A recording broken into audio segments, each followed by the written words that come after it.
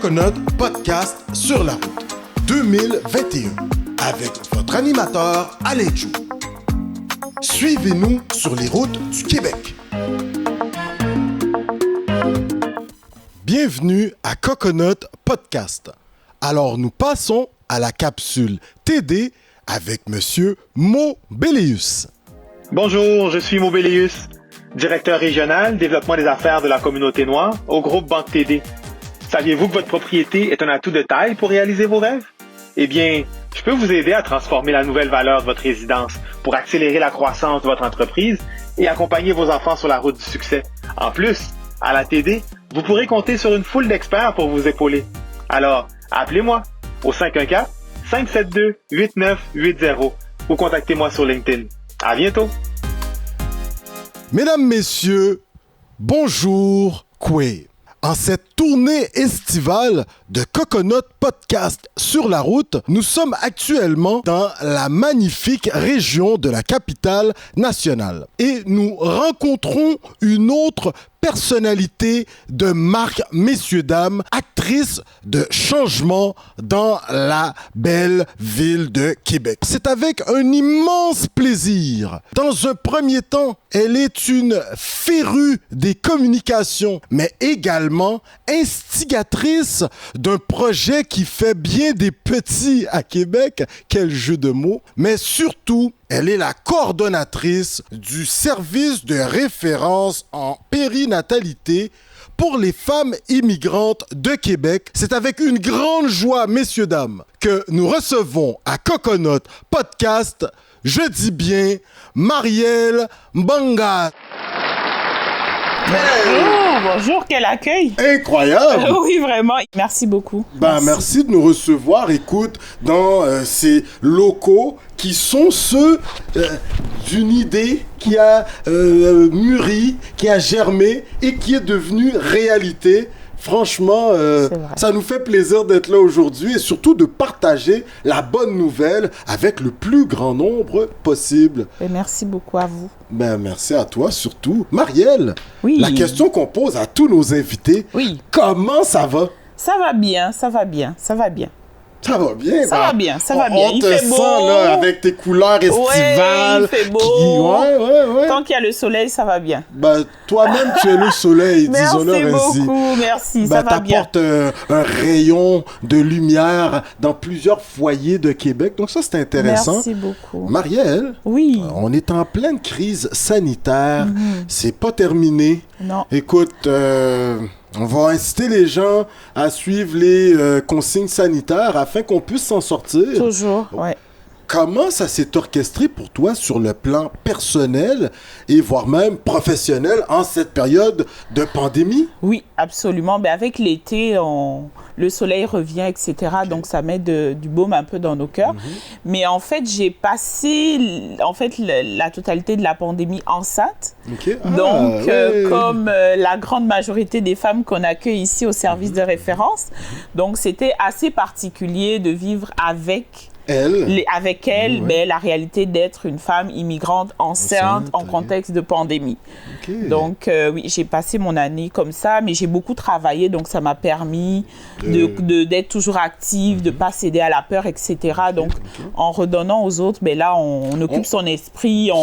Moi, ça fait du bien. Ça fait du bien, ça fait du bien. J'ai pas été isolée du tout. Okay.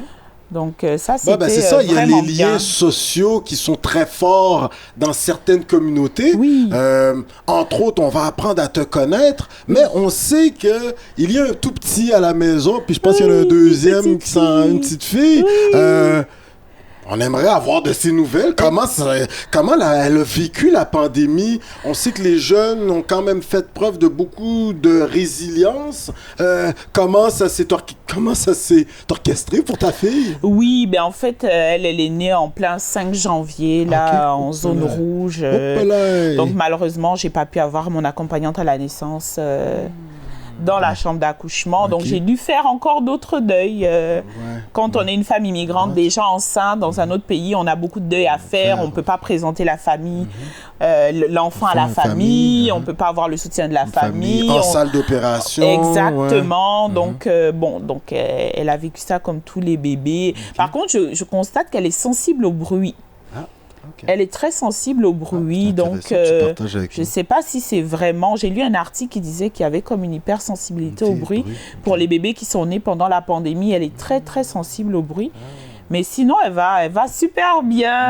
On est content d'apprendre ça. Elle va super bien. Super. Là, maman, si tu commençais des cours de guitare, je pense que c'est pas le moment là, lui casser les oreilles avec tes... Pas du tout, elle est très sensible au bruit. Okay. Ce que je voulais dire aussi en lien avec la première question, c'est que pour une fois, je recevais les services. C'est ça que j'allais... Parce qu'habituellement, c'est toi qui les donnes. Mais là, est-ce que toi-même, tu as reçu un accompagnement? Tellement. Que ça soit en postnatal, pendant la grossesse. En postnatal, j'ai pas cuisiné pendant 1 mois et demi. C'est énorme.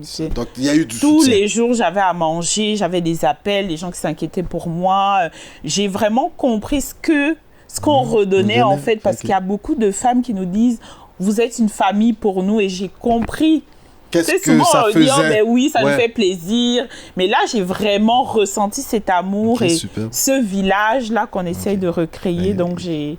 C'est bon ça. Écoute, t'es à Québec, t'as eu ce soutien. On sait que durant une grossesse, des fois on a des goûts qui sont un peu spéciaux, mais surtout manger de la nourriture, tu sais, de chez soi qui nous rappelle grand-maman, tati. Est-ce que tu as pu manger, je ne sais pas, à locaux, par exemple? Oui, j'ai mangé ça. J'ai eu des amis qui me faisaient à manger. Ok, d'accord. Et je me suis réconciliée avec le gombo. Je ne sais pas si nous on appelle ça kalalou. Je mangeais jamais ça et enceinte, j'avais tout le temps envie de manger le gombo. J'avais des amis qui me faisaient du gombo. Un peu gluant, mais... Oui, c'est ça, je ne sais pas, mais maintenant je le mange. J'ai jamais... t'aimais pas ça? C'est vraiment... Pas du tout, pas du tout. Puis enceinte, c'est ce que je voulais manger. Ça, c'est le goût, le goût plus ou moins spécial. Oui, vraiment. Mais tout un goût, parce que c'est un légume hyper apprécié. En tout cas, entre autres, dans l'Afrique de l'Ouest, mais aussi dans les Caraïbes. Gombo, kalalou. Oui, exactement. Donc, j'adorais ça. Avec de la viande, là, comme ça. Oui, des crabes et tout. Toi-même, tu sais. C'est bien, j'aime ça. T'es-tu né en Haïti, Marielle? Écoute, ou c'est nous qui avons ramené en Haïti. C'est ça. Superbe. Là, on parle un peu des plats, des mets. On a parlé d'Aloko. Ceux qui ont beaucoup voyagé, on te voit avec les couleurs qui nous rappellent un continent en particulier. D'après les recherches de Coconut Podcast, écoute, tu as beaucoup voyagé. Mais on va tenter la chose. Tu es né sur le continent mère. C'est vrai, l'Afrique. Tu es né en Afrique. Oui. Mais l'Afrique, pour ceux qui nous écoutent, les plus jeunes, c'est un continent pas mal grand, avec beaucoup de différences culturelles. Et toi, tu viens vraiment là d'un pays que moi j'ai appris à connaître dû à mes amis, surtout qui travaillent à Coconut Podcast avec nous. Voilà. Yannick, John, on vous salue les gars. Tu es originaire du Gabon. Oui, en Afrique centrale. En Afrique centrale. Est-ce que tu es né au Gabon? Oui, je suis né au Gabon. Libreville? Oui, Libreville. J'ai grandi à Libreville jusqu'à mes 18 ans. Puis je suis venue au Québec ensuite. Ok. Si, j'aime essayer, tu sais, à Coconut, on s'essaye souvent. Si je te dis Mbolo. Inchango. Oh oui. C'est ma langue maternelle. Cool. Donc, on vient de te dire bonjour dans la langue des jeunes, si on veut. Puis moi, j'ai dit comment ça va. C'est quoi les nouvelles? Les nouvelles sont là. Comme disait mon frère, il n'y a rien, sinon c'est l'homme qui a peur. C'est vrai. Je connais l'expression. Superbe. Et Marielle, donc là, toi, tu grandis à Libreville. C'est un des pays d'Afrique où il n'y a pas eu de conflit armé, je te dirais, depuis les 20 dernières années, presque. Le fait d'avoir grandi dans un pays quand même très calme, quand retiens-tu le soir, les odeurs, un souvenir du pays? Oh, ben oui, là, ça me fait revoyager au Gabon. Mais en fait, ce qui me porte aussi, là, dans la mission du service, c'est que j'ai grandi beaucoup avec des femmes. Ah, yes. Oui, j'ai vraiment grandi avec beaucoup de femmes. Ma mère qui m'a élevée, avec tout ce qu'elle avait, tout ce qu'elle pouvait, au milieu de mes tantes, mes sœurs, parce que moi, chez moi, il n'y a pas de cousines, c'est vraiment mes sœurs, mes neveux, mes nièces. Que j'ai vraiment grandi de cet environnement très, très féminin. Et je pense que c'est... La vie fait que je me suis retrouvée encore dans cet environnement. Et en fait, au fil du temps, puis j'ai quand même eu le temps de comme faire une introspection en me disant, ben oui, je me rappelle en fait de ces moments avec mes tantes. Je me rappelle de quand les femmes accouchaient, puis mes mères étaient là. Je me rappelle de quand je faisais les petits, on appelait ça les jeux de cuir. Ok, vas-y. Donc, on prend des espèces de boîtes vides, les boîtes de conserve, puis on crée un petit feu, puis on fait semblant de cuisiner avec ça. Ouais, c'est ça, c'est vraiment ça. Là que ça m'emmène dans mon enfance. Question pour toi. Souvent, on voit... parce que moi, ça fait 400 ans, j'ai quitté l'Afrique, tu sais, d'origine haïtienne. Mais c'est à peu près la même chose, là. Souvent, on voit l'homme, là, dans nos communautés, souvent prendre de la place, laisse même présager que c'est lui qui gère tout. Mais la façon que tu nous expliques, et même nous autres, dans nos sociétés, communautés noires entre autres, sont des sociétés pas mal matriarcales. Absolument, oui. Moi, je viens vraiment cette ethnie spécifique et matriarcale. Ok, et ton ethnie? C'est les Mienais, au Mienais. Oui, c'est vraiment, d'accord. Même dans les rites, c'est vraiment des rites de femmes, des rites d'initiation de femmes.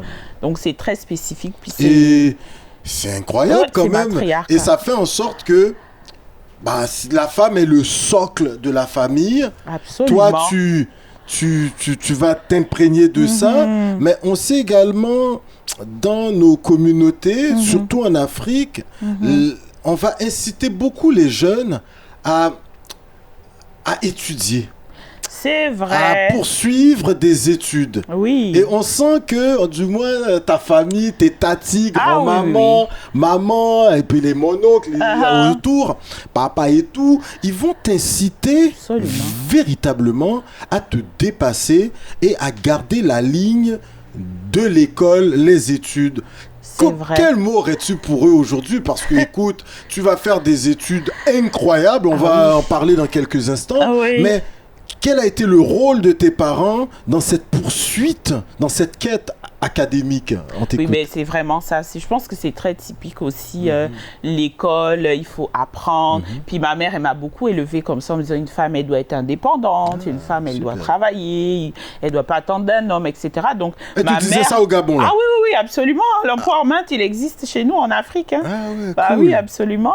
Et donc, les études, mon père aussi a fait beaucoup d'études. Donc, pour lui, les études, c'est super important. Donc, j'ai essayé. Écoute, t'as pas trop mal fait. On va essayer ça. J'ai pas trop mal fini quand même. Non, du tout pas. Mais oui, absolument. Mais moi, je pense qu'il faut faire il faut faire ce qu'on aime. Je pense que c'est vraiment ça le secret parce que moi, j'ai pas l'impression de travailler. Donc, super. On retrouve ça beaucoup dans le Québec. Là. Je trouve que les différentes personnalités qu'on fait, ils te disent faut aimer ce que tu fais. Mais là, toi, c'est intéressant. À un certain moment, tu vas quitter ton chez vous, petit cocon. ton petit cocon familial. Là. Puis là, tu vas te lancer à l'aventure, ce qui va t'amener, entre autres, et écoute, là, dans les cantons de l'Est, à Bishop University. Alors, qu'est-ce qui te fait choisir le Canada et pourquoi Bishop? On t'écoute. C'est une bonne question. En fait, je pense que c'est le destin qui m'a emmenée ici. Très belle réponse. Parce qu'en fait, je voulais aller en France, mais à l'époque, j'avais des liens ici familiaux qui ont fait que on va faire l'inscription. Puis au début, je voulais faire droit. Ok. Je voulais faire t'avais déjà la tchatch, quoi. La justice sociale. Tout est lié quand même quand j'y pense. Tout à fait, Je voulais vraiment faire le droit, mais malheureusement, en fait, la personne qui m'a inscrite ne pouvait pas. C'était pas possible pour moi de faire le droit, donc il m'a inscrite en communication. Puis au début, je boudais un peu. Je disais, mais qu'est-ce que je vais faire là en communication? Je veux vraiment faire le droit, etc.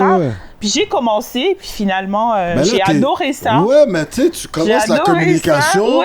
On passe de Bishop Et là, on est rendu trifluvienne. Oui. Ah ben là, c'est pas pire. Oui, j'ai fait toutes mes études à Trois-Rivières. Ouais, c'est ça. Ben là, tu fais ton baccalauréat, ta maîtrise en com, et là, tu t'arrêtes pas, s'il vous plaît. Tu vas venir à l'Université Laval, hein? Oui. Ah ouais, quand même. Alma mater. Bien enseigné quand même. Ah ouais, Coconut Podcast, hein, je te dis. Nous, il n'y a pas photo. Alors, là, vraiment, ça, c'est intéressant. Tu vas poursuivre à l'Université Laval. L'équipe de Coconut, entre autres, on a fait des études à Québec, l'Université Laval. D'accord. Et là, toi, tu vas faire ces études au CASO, hein, le genre de cathédrale. Tu vas faire ton doctorat en communication. On se doit de t'appeler Docteur Manga. J'ai jamais fini. T'as pas mais quand même, t'es rentré. Faut t'accepter, hein, c'est déjà ça. Mais en fait, j'ai commencé en ethnologie. Ah. Oui, j'aurais dû rester d'ailleurs. J'aurais dû rester parce que je me suis inscrite en ethnologie. Puis là, on regardait vraiment tout ce qui était immigration, enjeux, etc. Puis je me suis dit non, moi c'est la communication. Fait que finalement, je me suis réinscrite au doctorat en communication. Et puis la vie a fait que voilà, j'ai pas terminé. Voilà, les expériences de vie ont fait que voilà, je me ça suis va dit, quand même te servir. Absolument, oui, tout à fait. Parce que ce parcours en communication, cette volonté depuis étant toute petite, d'aider son prochain, tu vas occuper différents postes. D'agent en service à la clientèle à responsable dans certains départements, mais en communication. Oui. Ça, moi, je trouve ça impeccable. Oui, c'est vrai. De Libreville à tout ce chemin parcouru. Ouais, c'est vrai. Est-ce que des fois, tu prends le temps de t'arrêter et de dire « My God, j'en ai fait du chemin ». Ben là, je m'en rends compte en discutant. C'est vrai que j'ai fait du chemin. J'ai tenté plein de trucs. J'ai fait de la coopération internationale. Puis à l'époque, j'étais déjà touchée par l'image de l'Afrique qu'on véhiculait. Donc moi, quand je suis arrivée, il y avait beaucoup un organisme que je ne citerai pas là. Puis on le voyait beaucoup à la télé. J'avais des questions. C'était difficile l'intégration à l'université, etc. Donc c'est vrai que oui, j'ai fait beaucoup de choses quand même. Et moi-même, je l'ai vécu. Imagine, moi, je suis né ici et je l'ai vécu également. Tu vas dans les universités, puis souvent, on se retrouve les bas années ensemble lors des travaux d'équipe. Puis ça, j'aimerais, il y a plusieurs recteurs qui nous écoutent, des rectrices d'université, des professeurs. Il faut travailler cet élément, quitte à faire comme certaines écoles, comme au Palacis Prince, ou à l'ESG, à HEC, où ce sont les professeurs qui obligent qui va être avec qui en équipe. Oui, moi j'ai fait beaucoup de travaux d'équipe toute seule. Hein. Mais personne veut être avec toi, et pourtant t'étais ferré. Puis il disait, faites-le seul. T'as été assistante de recherche, là? Oui, je faisais des travaux seuls. Imagine, t'étais quand même... Les professeurs ne devraient pas tolérer ça. Non, aucunement. Puis ça, j'en profite, là, de cette plateforme de Coconut, puisque t'as soulevé. Ça, c'est une des difficultés que vivent des gens hyper calés. Mais quand ils arrivent pour faire le travail d'équipe, tu te retrouves vraiment, le reject, là, un peu. Tout le monde forme leur équipe, ils se connaissent. Puis des fois, tu t'essayes, hein. C'est même pas que tu veux pas. Tu vas voir. Tu dis non, mais avec un beau sourire. J'ai déjà quelqu'un, j'ai déjà mon équipe. On est tout ensemble, Ok, bon, mais des fois, on va trouver, il y a toujours 2-3 bons collègues qui vont, mais vraiment, moi, la grande majorité, on se retrouvait quasiment tous les étudiants internationaux ensemble. Et imagine-toi qui est né ici, moi-même qui est né ici, tu passes comme international. C'est assez, tu sais, donc t'es obligé, il n'y a rien, sinon c'est l'homme qui a peur. T'es obligé toi-même de dire, moi chercher mon identité africaine aussi, parce que quand à l'UQAM, à l'UDM, j'ai fait l'université de Sherbrooke. C'est la même réalité. La même chose. Donc j'espère que les grands dirigeants des universités se pencheront sur cette question. Absolument. Parce que ça, c'est une difficulté qu'on vit ici, majeure. Parce qu'il y a un sentiment de rejet aussi. Énormément. Écoute, toi, tu vas pas t'arrêter là. Tu fais ces études et en faisant tes recherches à l'université, tu constates que les femmes mais surtout les nouvelles arrivantes ne recevaient pas nécessairement l'accompagnement qui se devait, surtout celles qui demeuraient à Québec et en périphérie, Rive-Sud, Lac-Saint-Charles, bon, un peu plus loin. Et là, toi-même, tu t'es dit, non, il faut qu'il y ait quelque chose qui change. Tu étais déjà dans un regroupement. Et puis en 2017, il appert que tu vas prendre la parole et que tu vas faire le souhait qu'une telle initiative soit mise de l'avant. Mais ce que tu ne sais pas, c'est que tu venais de commencer le service, c'est vrai, de référence en périnatalité pour les femmes immigrantes de Québec. Oui, absolument. Mais c'est surtout au moment de devenir mère. Parce que dans le fond, tant aussi longtemps qu'on n'est pas dans ce devenir mère ou devenir père, c'est une réalité qui est éloignée de nous. Hein. On vit notre réalité, mais ce moment où je suis devenue moi-même mère à Québec, je venais de Trois-Rivières, ça faisait 8 ans que j'étais ici. Trifluvienne, là, parce que j'ai dit que t'as rendu Trifluvienne. C'était pas évident Québec au début. C'était pas évident, comme on dit en bon québécois, j'ai un peu frappé un mur. Mais dans mon devenir mère... Mais ce mur que tu as frappé, on va venir au point où tu deviens mère. Mais quel est ce mur? Parce que j'ai fait un peu le même chemin que toi. Bon, voilà, je suis né ici quand même, mais j'ai fait ce chemin de venir étudier à Québec. Les premières semaines, tu es tout seul dans ton appart, dans ta chambre. C'était chambre. Appart, c'était plus cher. Alors, tu es seul. Et là, il faut que tu fasses usage de tous les outils qui sont tiens pour te faire quelques amis. Et j'en avais rencontré certains, les Vincent Deslauriers, les François Bernier, entre autres, qui nous ont intégrés. Toi-même, est-ce que tu as trouvé un bon samaritain, une bonne samaritaine, si on peut le dire ainsi? Hey, ma Marielle, viens avec moi, on va te montrer différents endroits, là. On t'écoute. Non, vraiment pas. Non, quand je suis arrivée ici, c'est parce que mon conjoint, lui, il avait trouvé un travail ici. Super. Donc, j'ai quand même résisté en disant on avait 2 appartements. Moi, j'étais bien à Trois-Rivières. J'avais bâti mon réseau, j'avais fait mes études là. J'étais de mon petit cocon à la maison. Dans l'eau, vraiment, j'avais pas envie de partir. Mais bon, la réalité financière faisait que il fallait suivre, c'est ça. Donc, en venant ici, j'ai vraiment eu beaucoup de difficultés à trouver un emploi. Et bien sûr, j'étais isolée parce que tous mes amis de l'université était ailleurs, allait à Montréal, mon réseau était éparpillé dans tout le Québec. Donc, je suis arrivée ici, puis je connaissais vraiment personne. J'ai eu des difficultés à trouver un emploi alors que je travaillais déjà dans mon domaine. Et pour le logement, est-ce que ça a été? Pour le logement, ça a été. On a trouvé quand même assez facilement.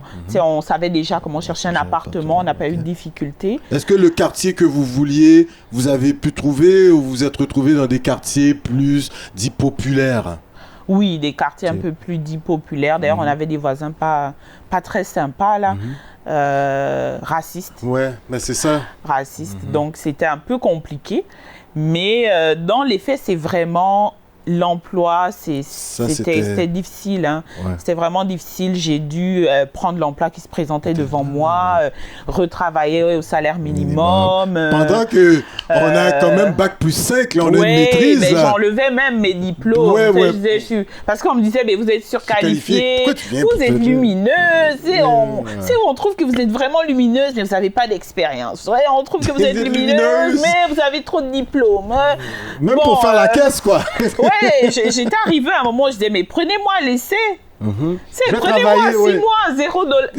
Quand j'y pense, je me dis, oh là là. Mais j'étais arrivée à ce niveau-là parce que j'avais une grosse perte de confiance en moi. Je dis, mais en fait, j'ai passé des années à l'école, ça ne sert à rien. Fait que oui, j'ai dû vraiment recommencer, faire des emplois, oui, justement pour rencontrer des gens, créer un réseau, puis en même temps aussi accepter des contrats, retourner au salaire minimum, retourner en emploi Québec. Et là, tu vas porter ton premier bébé, Déliel. Oui, c'est ça. OK? Oui. Quand même. Et tellement qu'on sent que l'arrivée de cet enfant va être important pour toi, tu vas lui dédier un recueil de poésie. Alors, Déliel, mon fils, ma chair, mon sang, j'aimerais t'entendre. Oui, c'est une belle question. En fait, j'ai écrit ce poème-là pour mon fils que j'ai perdu in utero. Donc, je l'ai perdu à 39 semaines de grossesse. Et c'est vraiment là que ma vie a pris tout un autre tournant. Donc, je faisais un doctorat, j'étais très carriériste. Puis, ouais, c'est ça. C'est vraiment, ma vie a pris un autre tournant. Puis, je me suis questionnée sur le sens que je voulais donner à ma vie. Est-ce que je voulais continuer à faire des études? Parce que je faisais des études, je ne savais même pas pourquoi je faisais. Je me disais, il faut que je le fasse parce que mes parents veulent que je fasse mes études. Mais je ne voyais même pas de porte. Tu sais, j'étais assistante de recherche, mais c'était tellement difficile après d'avoir des contrats. Donc, vraiment, ce bébé, il m'a recentré. Il m'a emmené où je suis aujourd'hui. Donc, je lui dis merci. Et ben, c'est dans la foulée de la perte de mon bébé. Est-ce que tu as reçu un soutien? Parce que c'est là que cette idée va émerger. Vraiment. Dans le sens, ah, mais j'ai vécu ça. Même la voisine d'à côté ne venait pas un peu, ne serait s'enquérir de mes nouvelles. La bonne amie que j'ai, mais elle est prise dans un carcan 9 à 5 à la maison, elle n'a pas le temps de venir me voir. Non, parce qu'au pays, tu n'aurais pas été toute seule. Non, absolument pas. Et comment as-tu vécu le fait que tu n'as pas retrouvé l'aide que toute femme qui vit une grossesse, indépendamment comment ça va, elles reçoivent un soutien indéfectible. Puis là, tu arrives ici au Québec, ton mari est parti travailler, toi, tu cherches du boulot, tu trouves plus ou moins, et en plus, il t'arrive cette situation. Ah oui, c'était très, très difficile. Puis j'ai eu la chance, lorsque je suis tombée enceinte, j'avais une amie à Trois-Rivières qui, elle, avait eu des services. Donc, elle m'a parlé tout de suite des accompagnantes à la naissance. Donc, j'ai commencé à connaître quelques ressources comme ça. Donc, des accompagnantes, j'ai connu d'autres ressources. Donc, pour Déliel même, j'avais une accompagnante à la naissance qui, c'était un ange tombé du ciel parce que je ne sais pas comment on aurait fait parce que tous nos amis étaient partout. Moi, je connaissais personne ici, sans réseau, toute seule. Puis, je pense que je vivais plusieurs dépressions prénatales parce que j'étais isolée, je pleurais beaucoup. Quand mon conjoint revenait, je disais, ah, toi, tu travailles, moi, je cherche mon emploi, c'est pas juste. Donc, j'étais vraiment très isolée. Je passais mes journées à la maison. Parce qu'on connaît ce phénomène aussi, des femmes qui vont subir une dépression, mais postpartum. Oui, mais en prénatal aussi, absolument. Aussi, hein? Parce que la grossesse fait qu'on a beaucoup d'hormones, etc. Plus l'isolement, plus je trouvais pas d'emploi parce que même enceinte, je voulais travailler. Hein? Je continuais à chercher un emploi. Carrément. Alors, oui, c'était tout ça mêlé. Donc oui, j'ai fait des dépressions, mais sans diagnostic en réalité. Mais le fait d'avoir connu une ressource m'a permis de savoir qu'en fait, il y a des ressources, on n'est pas toute seule ici. Et c'est vrai que vraiment, cette personne est devenue très, très significative. C'est comme le lien avec Québec. C'était comme le lien avec la société dans laquelle, vous savez, comme si tu marches dans des corridors ou dans des trottoirs, puis il y a des gens autour, mais tu es toute seule, en fait. Puis cette personne, elle me connectait, en fait, au monde. C'était mon pied à terre en me disant, au moins à Québec, il y a quelqu'un. Il y a quelqu'un. T'es rendu cette quelqu'une, rendu ce quelqu'un qui permet aux femmes qui traversent une période comme peut-être celle que tu as traversée ou plus ou moins différente, mais en lien avec la périnatalité. Et là, maintenant, en 2017, toi, tu vas annoncer que cette mesure, à partir d'aujourd'hui, on commence à travailler dessus. Oui. La réaction du conseil d'administration que vous avez formé, le jour que vous êtes enregistré en 2018, que ça devenait officiel. Oui, en fait, on était très, très heureuses. Le projet a commencé comme projet pilote au sein d'un organisme de Québec qui s'appelle le collectif Les Accompagnantes. Donc, c'était vraiment comme un projet. On voulait voir, là, est-ce que moi, j'avais vécu, ce que j'entendais, est-ce que c'était la réalité? C'était la réalité. Il y avait un vrai besoin. Absolument, le service a grandi. Est-ce que c'était juste des madames qui sont originaires du continent mère d'Afrique, ou on avait des gens comme on peut voir l'Amérique latine, Europe de l'Est, Europe, tous les pays, puis même des femmes bien d'ici, là aussi, qui voulaient découvrir les savoirs qui viennent de d'autres contrées en lien avec la naissance, rencontrer des femmes qui viennent d'ailleurs, parce que la maternité, comme dit une maman relais du service Gracia, elle disait dans un reportage que la maternité unit l'humanité. Donc en fait, peu importe d'où on vient, les femmes elles tombent enceintes, elles mettent leur bébé de la même façon. Là, on a quelques options, mais elles sont les mêmes pour tout le monde. Donc c'est vrai que on voyait aussi ces rencontres interculturelles. Super. Puis l'idée aussi, c'est que les femmes immigrantes puissent rencontrer des femmes québécoises, que les liens, qu'il y ait vraiment un maillage, une rencontre. Puis en rencontrant ces femmes québécoises, on rencontre le Québec aussi. Donc c'est vraiment l'idée de... On brise l'isolement. On brise l'isolement, on brise les préjugés, on crée une société un petit peu plus inclusive pour nous, mais pour nos enfants aussi. Donc, le service a eu un très, très bel accueil. Tous les organismes que je croisais rencontraient le même besoin. Comment faire en sorte que les femmes immigrantes puissent bénéficier des services. On a des services, mais on n'a pas tant de femmes immigrantes qui viennent. Comment on peut les rejoindre? Comment on peut faire en sorte qu'elles participent? Mais il y a des services dans les CLSC. Mais souvent, est-ce que, tu me réponds, est-ce que la femme immigrante, en se pointant au CLSC, puis elle ne voit aucune femme de la diversité, disons, il y a quelques années, là, plutôt, puis là, maintenant, elle a l'option de se pointer dans une ressource où elle voit des femmes plus ou moins qui ont eu le même parcours, ou du moins qui sont issues de l'immigration. Est-ce que ça fait une différence? Ah oui, ça fait une très grande différence parce que les femmes, elles vont s'entraider entre elles. Tu n'as pas besoin de parler, celle qui est en face de toi sait ce que tu vis. Puis même dans nos bénévoles, on a des femmes qui ne sont pas immigrantes, mais qui ont un cœur pour redonner à d'autres. Nice. Donc, c'est vraiment une belle occasion de s'entraider, de communier ensemble, de partager les réalités. Parce qu'en fait, à la naissance, à la grossesse, ça ajoute d'autres vulnérabilités. Tu as nommé ici le logement. Il peut y avoir des situations en contexte de par exemple, pas d'emploi, donc des difficultés alimentaires, des difficultés à se loger. On attend un bébé, des difficultés d'immigration. Donc, c'est plein de problématiques qui vont se croiser à un moment où tu es censé porter la vie, tu es censé être dans le doux, dans l'accueil. Et là... c'est extrêmement, ça devient un casse-tête, un casse-tête chinois parce que tu t'inquiètes pour toi, pour ton bébé, pour ta famille. Puis on a des femmes qui arrivent ici qui se disent pourquoi je suis venue. Je vais retourner, j'ai pas de médecin pour ma grossesse. Peut-être que je devrais retourner. Donc c'est vrai que ça peut devenir vite très très stressant. Super. Très stressant. On sait que pour certains organismes communautaires, c'est difficile d'avoir un local. On sent que les services de référence en périnatalité, ils ont quand même un beau local. Hein? Ça, c'est intéressant. Quel est l'apport des différents gouvernements, des différents paliers de gouvernement aux services complémentaires que tu offres? Est-ce que tu sens que la mairie t'accompagne d'une façon ou d'une autre? On avait Madame McCann qui était ministre de la Santé. Aujourd'hui, Monsieur Dubé, ils sont là. Le centre du pouvoir est à Québec.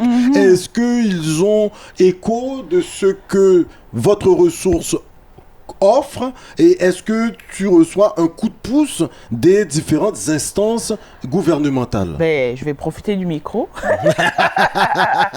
Ce que je voulais dire avant pour les CLC, vraiment, je tiens à dire qu'en quelques années, on a eu une belle reconnaissance des intervenants des CLC. Ça veut dire qu'on travaille avec les intervenantes, les infirmières en périnatalité, les travailleurs sociaux. Donc, on a eu un bel accueil du réseau qui nous ont vu arriver comme on a besoin de vous, on a peu de temps, il y a plein de problématiques, on a besoin de créer un lien de confiance, peu de ressources aussi, de connaître les obstacles, peu de ressources, parfois trop de ressources, on s'y perd.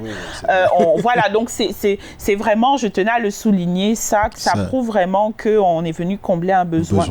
En lien avec le financement, oui, on a un beau local, on travaille fort. Je peux faire un cours 101 des subventions et des fondations, mais malheureusement, on n'a pas encore de subventions récurrentes. On vit une année à la fois. Le ministère de la Santé et des Services sociaux, via les discrétionnaires, nous donne des sous, mais ce n'est pas des sous qui vont nous permettre de couvrir un local à l'année, qui vont nous permettre de combler un salaire, de coordination, d'embaucher des gens. Donc, on travaille très fort. Oui, clairement, on a besoin d'être soutenus. Puis, on nous réfère des femmes qui viennent des CLC. Puis, on n'est même pas encore reconnu via le PSOC, là, qui est le financement à la mission. On n'a pas de financement à la mission. Puis, on vit depuis 3 ans grâce à à une fondation qui s'appelle la Fondation Beati, que je tiens vraiment à remercier parce que c'est grâce à eux qu'on a pu avoir un poste rémunéré. Moi, je travaillais bénévolement combien d'heures là. Fait que c'est vraiment quand ils sont arrivés, on était en pleine croissance, trop de demandes. Et ils sont basés à Québec. Non, leur fondation, ils financent des projets un peu partout. Mais leur bureau est à Montréal et c'est grâce à eux, qui est un financement majeur, qui permet d'au moins payer une coordination qui va ensuite aller chercher du financement un peu partout. Mais malheureusement, on n'a pas de subvention récurrente. Donc, et pourtant, ni de c'est un service essentiel. Oui. Absolument. Mais tout le monde nous le dit, hein? Comment ça se fait que vous ne soyez pas subventionné par le CIUS? On ne sait pas. C'est parce qu'il y a un système. Tout ça, ce sont des systèmes. Puis même au niveau de la ville de Québec, malheureusement, les organismes en périnatalité ne sont pas reconnus. Donc moi, j'ai fait la démarche 2 fois. Puis malheureusement, on n'est pas reconnu. Donc c'est plein de systèmes aussi qui font que même si on reconnaît que vous êtes essentiel, mais il y a plein de systèmes aussi qui sont établis. Puis on ne rentre pas dans le système. Donc finalement, on ne peut pas avoir accès à des choses. Mais via des projets, par exemple, là, on a eu un projet d'atelier de lecture de la diversité. Donc, l'idée, c'est vraiment par le livre de permettre à nos enfants d'être exposés à tous les enfants du Québec et de Québec à la diversité. Donc, la ville de Québec et via le gouvernement du Québec finance des projets comme ça. Donc, on peut aller chercher des sous, mais la base n'est pas subventionnée. La mission n'est pas subventionnée. Donc, je pense qu'il y a plusieurs... On a besoin de dollars. Il y a plusieurs gens là, du gouvernement, des gens, des élus qui nous écoutent. Absolument. Donc, écoute ton message. Je pense qu'il a retenti de manière certaine. Merci. Très rapidement, j'aimerais que tu nous entretiennes là-dessus. Ces dernières années à Québec, moi j'y ai étudié, ça fait longtemps qu'on est dans la région quand même. C'est une ville qu'on voit évoluer. Mais ces dernières années, on a vu qu'il y a eu cet attentat à la mosquée de Québec, la grande mosquée. On a vu cet hurluberlu prendre les rues une nuit fatidique dans le vieux Québec, muni d'un sabre, faire commettre l'irréparable. On apprenait qu'il y a des groupes un peu dits, certains, une minorité, mais quand même, il faut faire attention, et qui sont peut-être adeptes d'idéologie plutôt xénophobe, on va le dire comme ça. Est-ce que toi, depuis ton arrivée à Québec, est-ce que tu sens que Québec s'est davantage ouverte ou il y a un petit repli sur soi? C'est une excellente question. Que dire? Ce que j'ai envie de dire, c'est que au-delà de tous ces événements tragiques, je peux témoigner qu'il y a des belles communautés à Québec. C'est ça.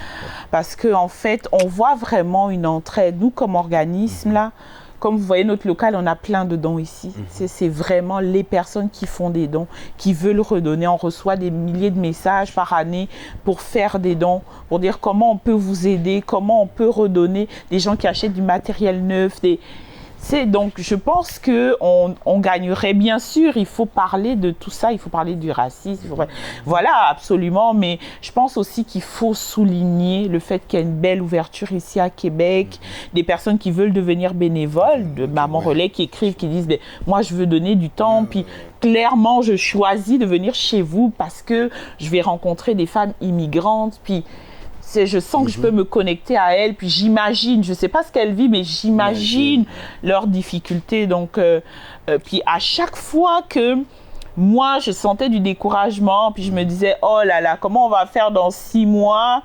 Parce que là, on n'a plus assez de sous. Il y avait toujours quelqu'un qui arrivait, qui disait, oh, on aimerait faire ça, on aimerait redonner. Puis bien sûr, celles qui bénéficient du service aussi, qui vont parler autour d'elle. Donc, finalement, on finit par être d'être entouré de bienveillance. Donc, je pense qu'on est sur le chemin. il y a plein d'initiatives qui se font, notamment dans les communautés noires. Moi, je connais des nouveaux comités de femmes, comme le Sisterhood, dont je fais partie. Tu sais, donc, je fais partie aussi d'un autre comité de femmes qui s'appelle Femmes d'ici et d'ailleurs égales en droit de la Ligue des droits et libertés section Québec. Donc, j'y ai travaillé 3 ans comme coordinatrice, puis comme co-coordinatrice. Ok, d'accord. Donc, oui, il y a des personnes, des belles âmes ici qui se mobilisent pour que la lumière prédomine.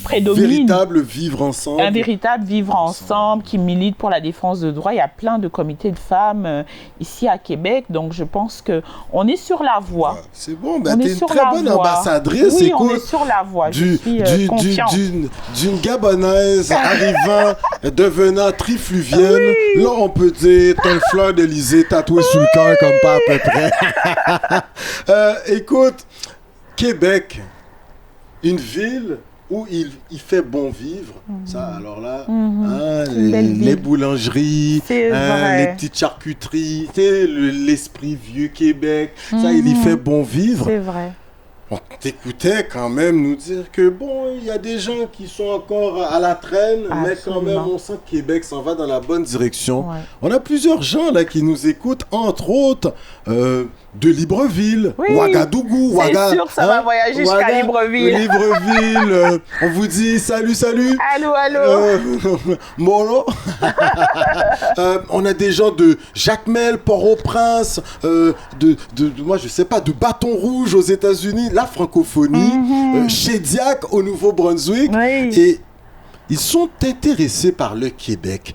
Ils aiment ça, notre poutine. Ils aiment ça, là, assister à un match du Canadien, mais en étant sur le territoire québécois. Oui. Mais surtout, toi, tu es là pour vendre la ville de Québec.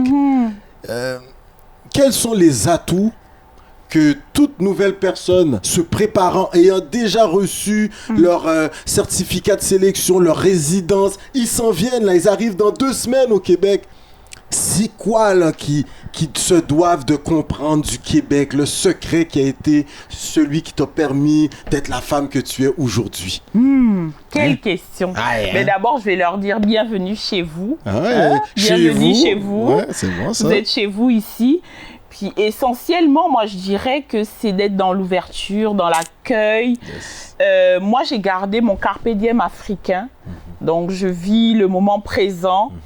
Voilà, un jour à la fois, d'être dans l'ouverture, dans l'accueil, puis aussi d'aller vers les ressources. Il y a plein de ressources, il y a plein d'organismes. Souvent aussi, ce qu'on entend quand on arrive dans un pays, ben là, je vais aller à tel organisme, ça sert à rien d'aller là. Tu sais, tu vas aller là, tu vas perdre ton temps. Moi, j'invite les personnes qui vont arriver ici à Québec de se faire leur propre idée de Québec, d'aller, d'appeler, de chercher sur Google. Google, c'est facile, tu cherches emploi immigrant, tu vas trouver des organismes. Vas-y, appelle, va vers les ressources, va à la source de l'information, faire du bénévolat, pas toute une vie, évidemment. Mais ça te permet de créer un réseau, surtout un réseau bienveillant, parce qu'on peut se créer un réseau, se rencontrer dans une rencontre, puis ciao. Mais vraiment, l'idée, c'est de créer des vrais liens, donc de faire du bénévolat, d'être dans l'ouverture, dans l'accueil. Puis ne pas hésiter aussi à aller se coucouner aussi vers sa communauté aussi. Ça veut pas dire qu'on se referme aussi, on y puise de la force, de l'énergie. Moi, j'ai connu des mentors dans la communauté Monsieur noire. Mbaye, c'est mon mentor, je l'admire beaucoup. Ça, c'est Adji. C'est un grand monsieur on le reçoit Québec. en entrevue à Coconut Podcast. Absolument, c'est un privilège pour vous de le recevoir. Respect. Merci. Vraiment, c'est un grand mentor pour moi. Puis, au début, moi-même, j'avais peur. Je me disais, retourner dans la communauté, mais pas du tout. On y trouve de l'entraide.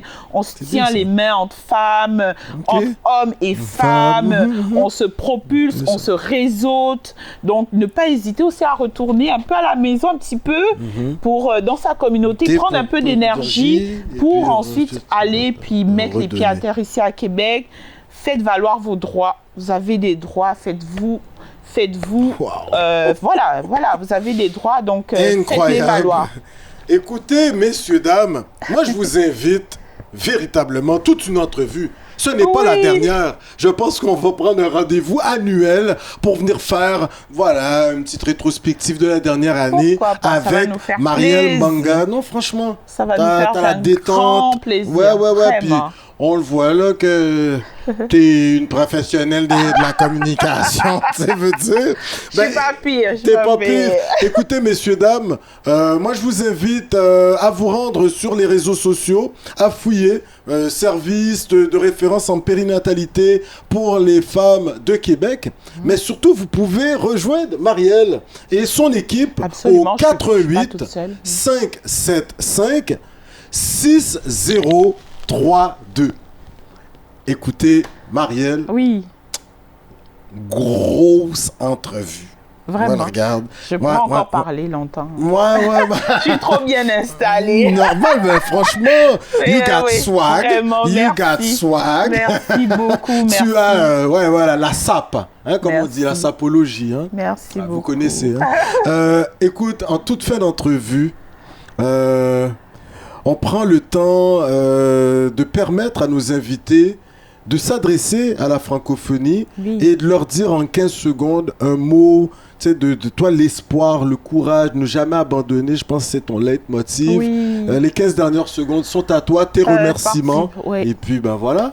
Ben moi, je tiens avant tout à vous remercier. Je suis allée voir ce que vous faites, c'est super beau. Merci. On dit qu'on se tient ensemble et vous faites partie aussi de ça, de se tenir ensemble, de se hisser, de montrer qu'on fait des belles choses ici à Québec. Hein? Yes. Donc, ça, c'est chouette.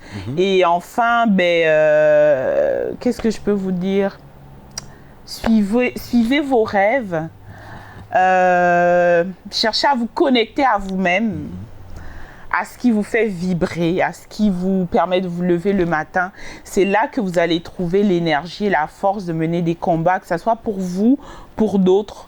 Donc, je pense que c'est l'une des voies pour être heureux, puis pour être utile aussi. Donc, écoute, Marielle, je sens en toi, en tout cas, je sais pas, mais t'as cette vibe, si vous me permettez l'expression, on est à Coconut, mais tu as cette énergie de griotte, de jelly. Je sais pas. On me disait ça quand j'étais au lycée, quand je faisais les dissertations d'histoire. Puis mon professeur d'histoire, il me disait toujours, j'avais une belle plume, il me disait toujours ça, que tu avais une façon de raconter. Il avait raison. Ben, moi, je reconfirme. Il avait raison. Et écoute, en toute fin d'entrevue, on dit à nos invités, on a fait un peu le tour du Québec. Les Inuits nous disent Chinash Kumitin. Nos frères et sœurs algonquins nous disent Miigwech. Également, dans la région de Montréal, les Premières Nations nous disent Niawen. On s'est rendu voir dans le centre du Québec les Abénakis. Eux, ils nous disent Oleone. Par la suite, on s'est rendu aux îles de la Madeleine.